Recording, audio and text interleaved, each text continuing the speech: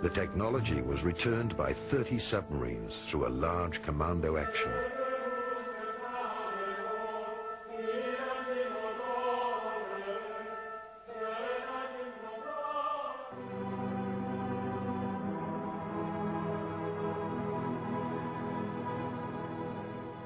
What do we know about Operation High Jump, about Admiral Byrd's expedition in the autumn of 46, the early spring of 47, to the South Pole? This is an expedition that has been almost forgotten, and it's very hard to come up with any information about it.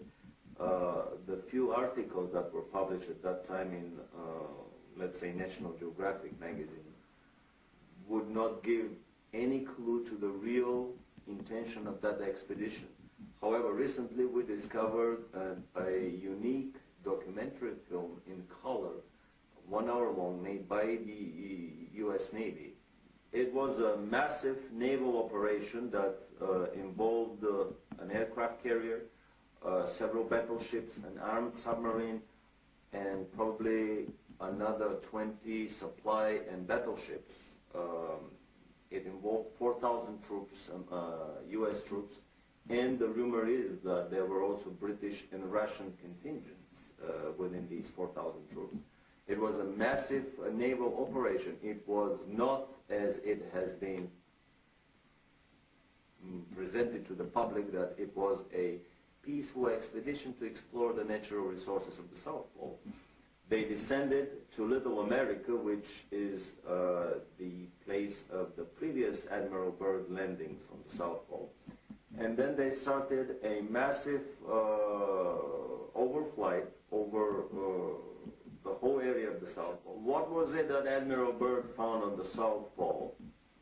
Incredibly enough, in an official American Navy documentary film, we found footage of what Admiral Byrd found on the South Pole. He found giant freshwater, never freezing lakes with areas around them that were free of any snow.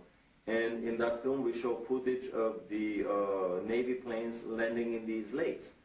But even more so, he found, to his amazement, that his planes were disappearing very quickly. A lot of them crashed into invisible barriers and disintegrated in mid-flight. This is an indication that the Germans had already perfected the force field shields, and they were up and operational around the German colony at Neuschwabenland. When he was retreating, basically the whole operation lasted for 1 week. They started at the end of February 47, and by the first week of March they were through with the whole operation, and much earlier than scheduled, and they departed. And in an interview at Buenos Aires on his way back, Admiral Byrd made the incredible statement that the Third World War would probably be with an adversary coming from the polar regions of our planet, an adversary that has the ability to fly unobstructed from pole to pole.